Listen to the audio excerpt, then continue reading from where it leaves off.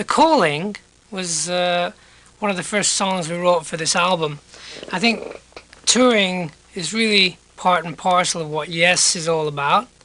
The Calling is a very, very powerful stage song, and it's about going around the world and mustering up the energy of the people and saying, here we are and this is what it's all about. This is the kind of music we are, and we hope you get off on it and stuff like that.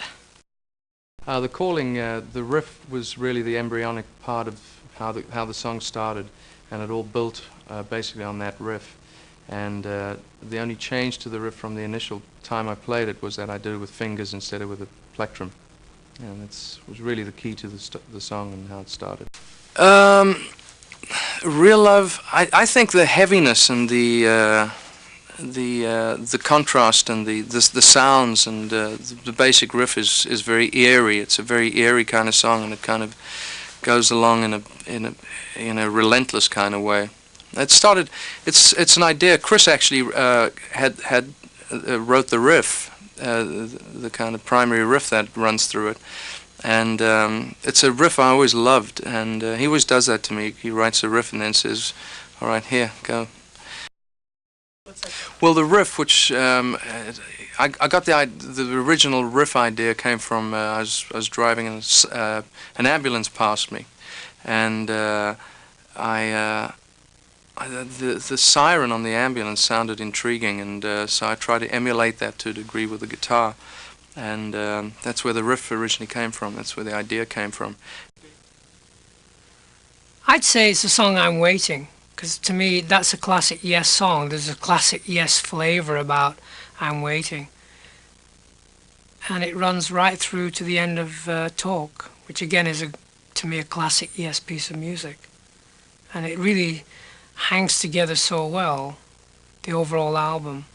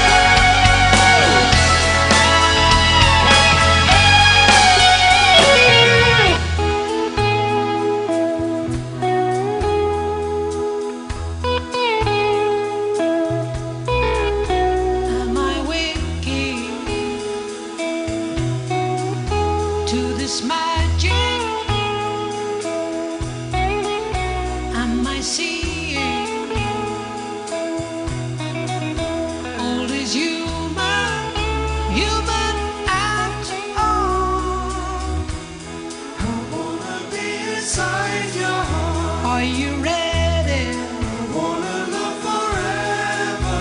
Are you thinking? I wanna be inside your heart. What I'm thinking, I wanna know you with me. Highways, starways, many ways to be open tonight. High tide, look inside your life. I am waiting, waiting.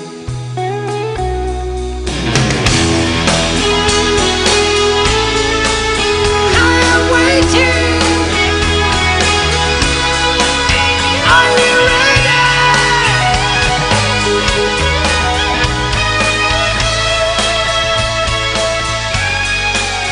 Are you ready?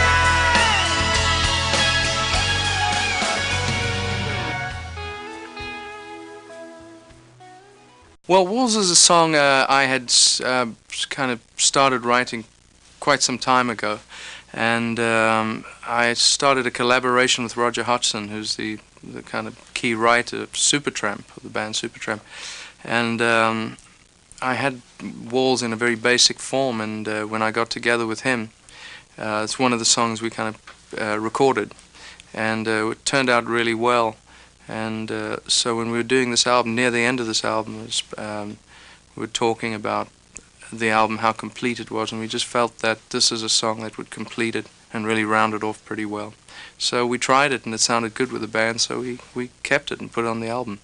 The last song on the album. 1, 2, 3.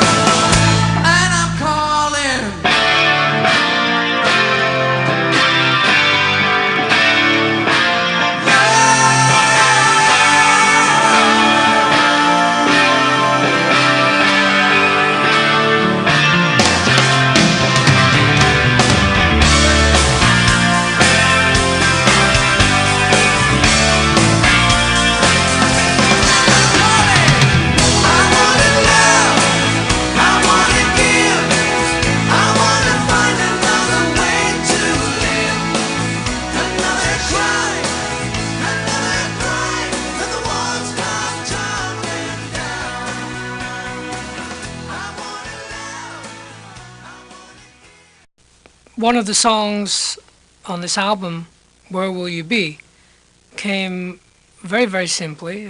Trevor had this sort of, you would call it like an Indian raga, sort of rhythms and tonality. And as soon as I heard the melody, I said, I really need to sing this, Trevor. So I wrote some lyrics down, very quick, and sang it that afternoon. And I didn't really listen to it again for maybe 2 months, and it was mixed and finished. And then I listened to the words that I'd written, and it sort of took me aback that I was actually writing about the afterlife. And over the last 2 years, I've really come to the understanding that we have lived before, and that there is an afterlife, and reincarnation is a fact. And that song, Where Will You Be, really relates to all the people you meet during the course of your life, that you get close to and become part of your life. Where will you see them again, and when will you meet again? I joined Yes in '72, and prior to that I was playing with Joe Cocker, and in '69 I did Imagine with John Lennon, and I spent a lot of time with John Lennon and got to know him really well. And through that period of time I was working with the Beatles in the studio and doing lots of extra stuff with George Harrison and All Things Must Pass and different albums like that. And basically had a lot of experience at a young age, not only, you know, in joining Yes years and years later. It was like once I'd done that kind of thing, it was like I realized that I was just a young guy at that time. It all passed by too quickly. But after being with Yes for 22 years, it's called Fruition. It's basically the acoustic kit up here on stage, going out there, is the main thing we concentrate on, and we spend a lot of time on sound and detail to make sure it sounds 100% out there.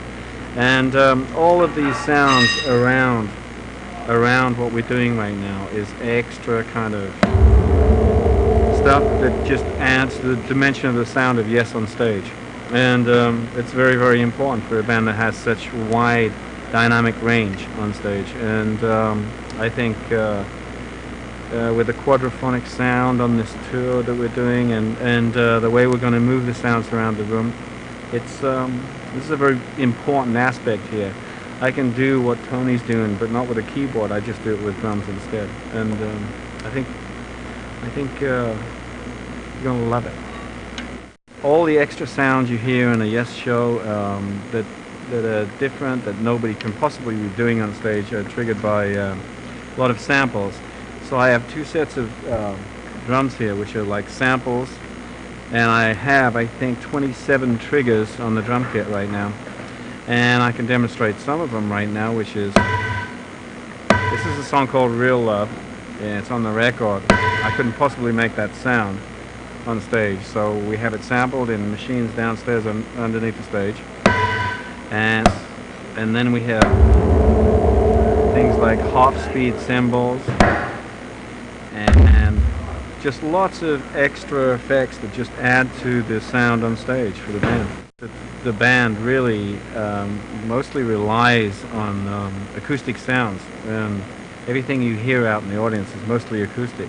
But we have the extra capability of, first of all, for every count into every song, I have a click, which is here. I think you can hear it in the background there. That gives me in my earphones, it gives me a kind of code that gives me the timing for every song. And we can go in and out of every song with this kind of setup here.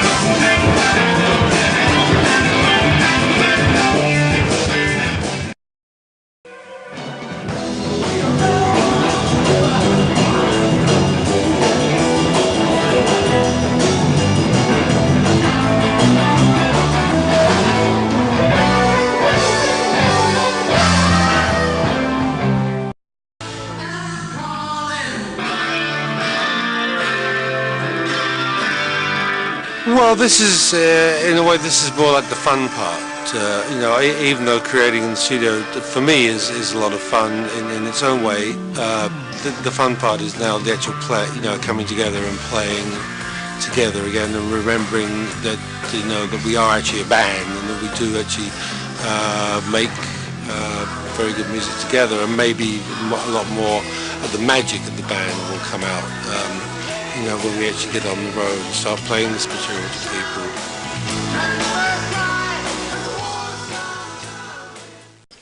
Well, working on the system we use, Trevor was very much at the forefront of creating a voice sound that made me just want to sing. I've always found working with Trevor very easy. I'd walk in and sing the songs so easily because the sound the voice and the kind of echo sounds he put on the voice were sort of perfect for the overall texture of the album. So it was very easy for me to sing this album. It was in fact a great joy. On this keyboard, I can play piano sounds that are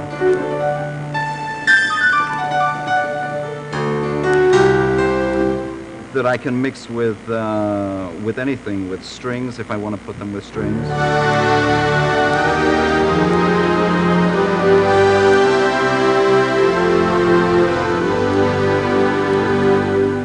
And of course, all of this started out, I guess, in '84 when we started doing samples for the 90125, and we were trying to reproduce what was going on the album, and Own of a Lonely Heart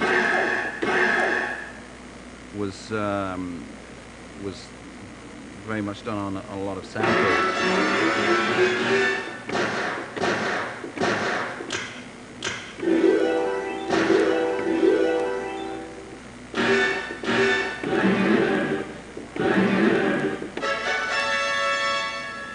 And there it is. Everything is at my fingertips and can be brought up at any time.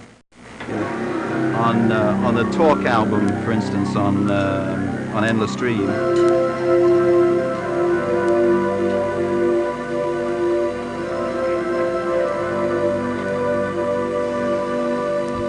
so everything is programmed to call up on a number of buttons here, 32 in fact on the top and 32 on the bottom.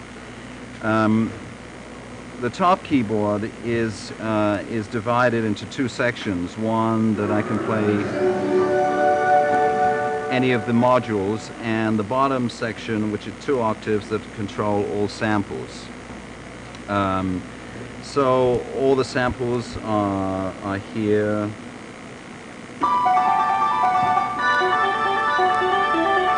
Which is the intro to Talk. And all of these samples are obviously taken off the album.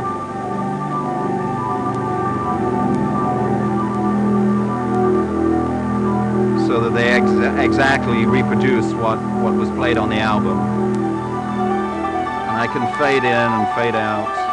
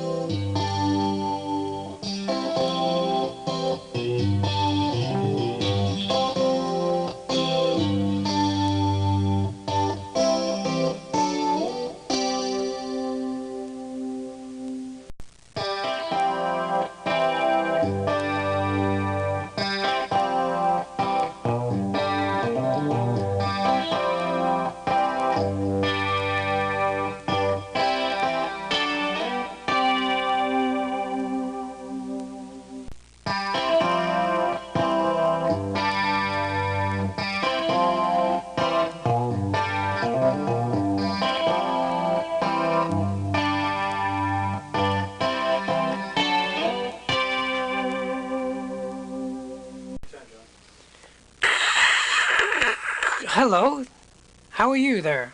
You are a user. This is a computer. Do you know where a computer comes from? Very simple. Everything in this room, look around you, comes from under the ground. Right? Even yourself comes from under the ground. This computer comes from under the ground. Now, the Earth Mother is God, all that is. So, what is a computer? Yes, you got it, it's God. And here is going to you, because you are God too.